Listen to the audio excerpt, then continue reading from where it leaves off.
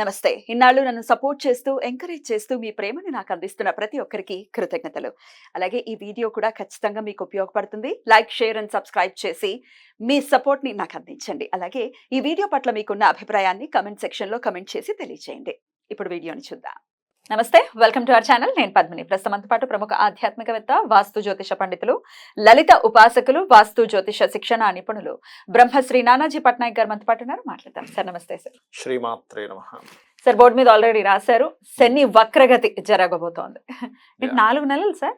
4.5 నెలలు దాదాపుగా మనకి 29 జూన్ నుంచి 15 నవంబర్ వరకు ఉంటుందండి.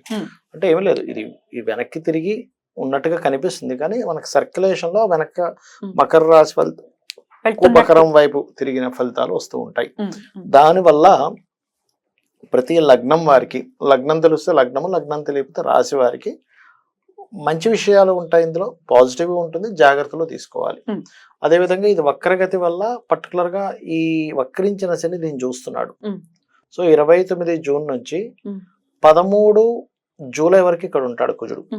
సో 29, 13 వరకు, అంటే దాదాపు ఒక 15 రోజుల పాటు ఇది ప్రపంచ వ్యాప్తంగా కానీ దీని ప్రభావం ఉంటుంది. అంటే ఎట్లాంటివి సార్?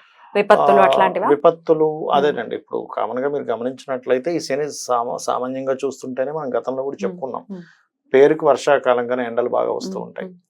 ఒక పక్క బాగా ఎండ వస్తుంది అనేసరికి ఇంకో దగ్గర విపరీతమైన వర్షం పడుతూ ఉంటుంది. అంటే ప్రకృతిలో ఏదైతే బ్యాలెన్స్ అనేది తప్పుతుంది శని కుజులు ఎప్పుడైనా వీక్షించుకుంటున్నా కూడా.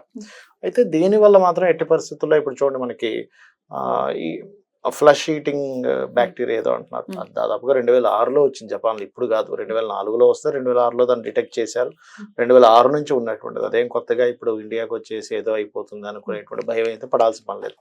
కాకపోతే ఈ కాంబినేషన్ వల్ల ఏమిటంటే ప్రపంచవ్యాప్తంగా కానివ్వండి, దేశాల వారిగా కానివ్వండి, మనకి రాష్ట్రాల వారిగా కానివ్వండి, అనవసరమైన గొడవలకు దారితీస్తూ ఉంటుంది. సాధారణంగా ఇది మనకి క్రోధినామ సంవత్సరం.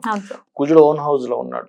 ఇన్ని రోజులు శని చూస్తున్నందుకు ఆల్రెడీ జరుగుతున్నాయి. వక్రించి చూస్తున్నప్పుడు ఇంకొంచెం డిఫరెంట్ గా గొడవలు, అందులో ముఖ్యంగా సరిహద్దుల్లో ఉండేటువంటి ఈ భద్రతను కల్పిస్తున్నటువంటి ఈ యొక్క సైనికులు కానీ, పోలీస్ డిపార్ట్మెంట్ మీద కానీ కాస్త ఎక్కువ ప్రభావం చూపిస్తుంటుంది. అంటే వాళ్ళకి కొన్ని స్ట్రిక్ట్ రూల్స్ ఇవ్వడం, ప్రెషర్ ఎక్కువగా ఉంటుంది. ఎందుకంటే వక్రించిన శని చూస్తున్నాడుగా, అందుకని.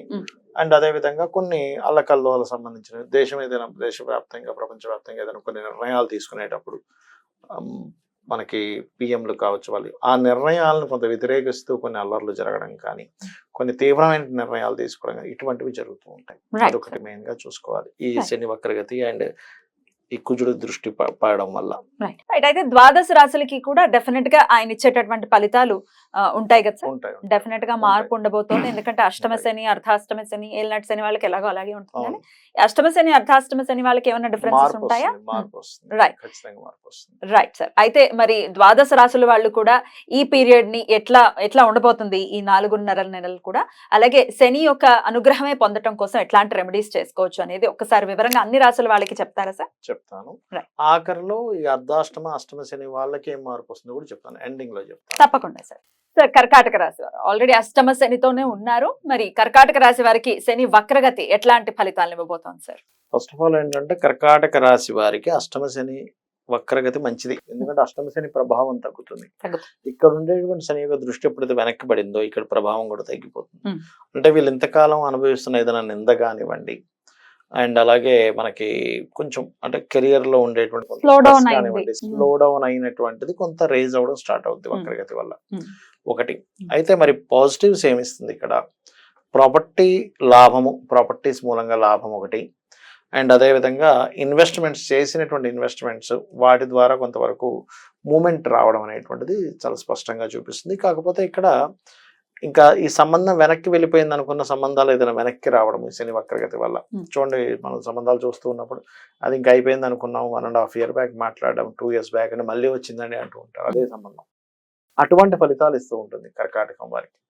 మరి జాగ్రత్తలు ఏం తీసుకోవాలి అంటే, పర్టికులర్గా ప్రయాణాల్లో ఉన్నప్పుడు, ఫైనాన్షియల్ విషయాల్లోని, లేదా గవర్నమెంట్ వ్యక్తులకి లేదా గవర్నమెంట్ రిలేటెడ్ సంబంధించిన వాటికి ఏదైనా పే చేసేటప్పుడు, లేదా గవర్నమెంట్ వ్యక్తులకి ఏదైనా ధనం ఇచ్చేటప్పుడు పర్టికులర్గా జాగ్రత్తగా ఉండాలి. Point number 1. రెండవది ఏంటంటే కొంతమంది స్నేహితుల ద్వారా లేకపోతే వీళ్ళు ఏదైనా ఈ బెట్టింగ్స్ అనో లేకపోతే ఇంకోటి ఏదో వీటి ద్వారా వీళ్ళ ఉద్యోగానికి కూడా ఇబ్బంది వచ్చే ఛాన్స్ ఉంటుంది. అది మెయిన్ గా చూసుకోవాలి పర్టికులర్ గా. ఇంకోటి ఏంటంటే కొంచెం గురువుల యొక్క ఆగ్రహానికి గురవడం. ఈ శని ఎప్పుడైతే వక్రిస్తాడో గురువు ఆగ్రహానికి గురయ్యేలా చేస్తాడు.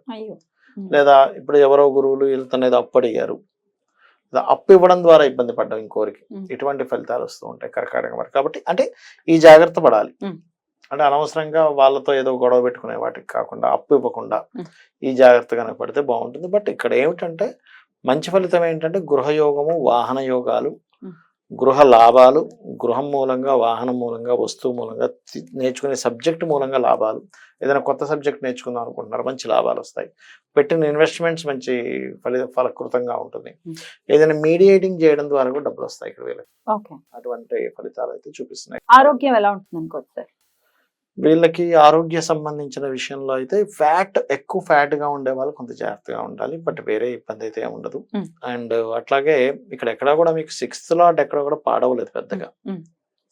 సో అదొకటి. ఇంకోటి ఏదైనా అనారోగ్య సమస్యలు ఉన్నా కూడా మీకు జూలై 13 తర్వాత తగ్గుముఖం కూడా పడతాయని చెప్పుకోవచ్చు. ఎందుకంటే పంచమాధిపతి వెళ్ళి 6th లాట్ ని కంట్రోల్ చేస్తున్నాడు వెళ్ళి. So don't worry. ఓకే, సంతానం కోసం ఎదురు చూసే వారికి ఎలాంటి ఫలితాలు వస్తున్నాయి అనుకోవచ్చు? సంతానం విషయంలో కొంచెం అంటే ఒక చిన్న ఇదేంటంటే ఆల్రెడీ ఎదిగిన పిల్లలు ఉంటారు కదా సంతానంలో, వాళ్ళ ఉద్యోగ సంబంధించిన విషయంలో కొంత స్ట్రెస్ వీళ్ళు అనుభవిస్తుంటారు. అరే పిల్లవాడికి లేదా అమ్మాయికి అబ్బాయికి ఉద్యోగ సంబంధించిన విషయంలో అంత పాజిటివ్ గా రావట్లేదు, రావాలనే ఆ స్ట్రెస్ ఒకటి ఉంటుంది. బట్ వేరే ప్రభావం ఏముంటుంది. కన్సీవ్ అవ్వాలనుకునే వారికి కూడా కొంచెం స్ట్రెస్ ఉంటుందండి. ఎందుకంటే పంచమాధిపతి మీద శని దృష్టి కదా. ఇప్పుడు ఇక్కడికి వెళ్ళినా కూడా ఈయన వెనక్కి వచ్చినప్పుడు ఏమవుతుంది, 159 యాక్సెస్ లో కనెక్టివిటీ ఉంటుంది. కాకపోతే గురువు ఉన్నాడు కాబట్టి ఎక్కువ ప్రభావం చూపించడు. అదే జూపిటర్ లేడనుకోండి ప్రభావం ఎక్కువగా ఉంటుంది. అయితే గురువు వీళ్ళకి లాభస్థానంలో ఉన్నారు, ప్లస్ ఈ యాక్సెస్ కూడా ఉంది అని చెప్తున్నారు కాబట్టి nothing to worry. Right sir. ఇక వీళ్ళు చేసుకోవాల్సినటువంటి పరిహారం సార్? వీళ్ళు ఎక్కువగా సుబ్రహ్మణ్యేశ్వర స్వామి అష్టోత్తరం చేసుకోవడం అన్ని విధాల ఉత్తమం. లేదా కాలభైరవ అష్టకం అన్ని చక్కటి ఫలితాలు ఇస్తుంది. గోవులకి ఏదైనా క్యారెట్స్ తినిపించడం కూడా మంచిది.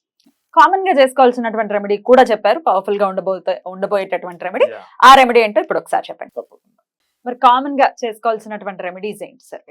ఫస్ట్ ఆఫ్ ఆల్ ఏంటంటే మనకి విశ్వంలో ఎప్పుడైతే ఫలానా ప్లానెట్ ఒక ఎనర్జీ కలిగిన ప్లానెట్ ఇంకో ఎనర్జీ కలిగిన ప్లానెట్తో వీక్షణలు ఉన్నప్పుడు ప్రకృతిలో మార్పులు వస్తాయని చెప్పుకున్నాం మనం. అంటే ఎండ, వర్షం ఇవన్నిట్లో ఎలా ఉంటుందో జీవుల మీద కూడా దాని ప్రభావం ఉంటుంది. సహజంగానే ఇది 2008 సంవత్సరం కొంచెం గొడవలకి ఎక్కువ దారితీస్తుంది. కాబట్టి ఈ 2 గ్రహాలకి పర్టికులర్గా అంటే కుజ శని గ్రహాలకి దీపారాధన చేయాలి. ఇప్పుడు ఎనర్జీ కంట్రోల్ అవుతుంది. అలాగే బెల్లము, క్యారెట్స్ ఈ 2 పదార్థాలని గోవులకు తినిపించడం చేస్తూ ఉండాలి. బెల్లం ఒకటి, క్యారెట్స్ ఒకటి. మంగళవారం, శనివారం తినిపిస్తూ ఉండాలి. వీలైనంత మటుకు ఆంజనేయ స్వామి ఆలయాలకు వెళ్ళడము, ఓం హరిమర్కటాయ నమః అందరూ చేసుకోవచ్చు. లేదా ఓం అనాకలిత సాదృశ్య చుబుక శ్రీ విరాజితాయ నమః. ఎందుకంటే శని వక్రించాడు కదా, అంటే ఈ లాభము కర్మ కనెక్ట్ అయ్యాయి. లాభము కర్మ శనికి సంబంధించిన మంత్రాల్లో అంటే శని అనుగ్రహం కలగాలనుకునేటువంటి దాంట్లో అమ్మవారి మంత్రాల్లో ఇది బ్రహ్మాండంగా పనిచేస్తుంది. ఓం అనాకలిత సాదృశ్య చుబుక శ్రీ విరాజితాయ నమః. దీంతో పాటు ఓం శ్రీమాత్రే నమః ప్రతిరోజు చేసుకుంటే అంటే మనకి బయట ఎలాగున్న పరిస్థితులు మనకి ఇబ్బంది కలగకుండా ఉంటుంది. బయట పరిస్థితులు గొడవలు జరగవచ్చు, రకరకాల అవ్వచ్చు, డిఫరెంట్ ఇవి అవ్వచ్చు, కానీ వీళ్ళకి సేఫ్గా ఉంటారు ఇది చేసుకుంటే. అండ్ అలాగే ఇంకోటి ఏంటంటే శని వారము మరియు మంగళవారము గోవులకు క్యారెట్స్, బెల్లం తినిపించడంతో పాటు వీలైతే గనక పెరుగన్నాన్ని పంచడం పేదలకి, లేదా గూడాన్నము అంటారు. అంటే మనకి మన బెల్లంతో తయారు చేసిన పదార్థము కొంచెం నెయ్యి కూడా వేసి దాన్ని అమ్మవారికి నైవేద్యం కాబట్టి ప్రసాదంగా. మీనంలోకి వెళ్తారా సార్? మీనంలోకి ఇంకా ట్రాన్సిట్ కూడా ఉంటుంది కాబట్టి మేషరాశి వారికి ఏలినాటి శని స్టార్ట్ అయ్యే పరిస్థితి ఉంటుంది. రైట్.